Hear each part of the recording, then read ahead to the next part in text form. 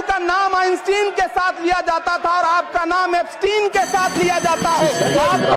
सभापति महोदय, इस तरफ महामहिम के भाषण पर प्रधानमंत्री जी संसद की मेज थपथपा रहे थे और उधर उत्तराखंड की अभागी बिटिया अंकिता भंडारी के इंसाफ की आवाजें मध्यम पड़ती जा रही थीं, जो आज भी पूछ रही हैं कि आखिर वो वीआईपी कौन था जिसके लिए अंकिता भंडारी को मार दिया गया। सभापति महोदय, इधर महामहिम सामाजिक न्याय की बात कर रही थीं और उधर उत्तराखंड के कोटद्वार में नफरती लोगों के खिलाफ एक बुजुर्ग को बचाने के लिए खड़ा हुआ दीपक, जो मोहब्बतों की रोशनी लेके खड़ा हुआ था, उसके खिलाफ कोटद्वार की पुलिस गंभीर धाराओं में एफआईआर दर्ज कर रही थी और वो भी उस दिन हो रहा था जब उत्तराखंड के मुख्यमंत्री कोटद्वार में मौजूद थे।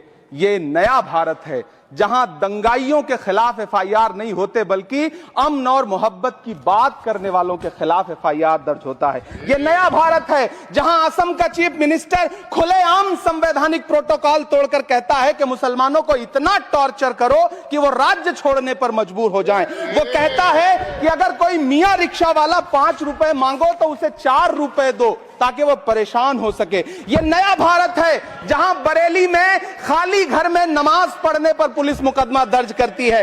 ये नया भारत है जहां क्रिसमस की तैयारी करते हुए ईसाइयों पर सरकार मुकदमा दर्ज करती है।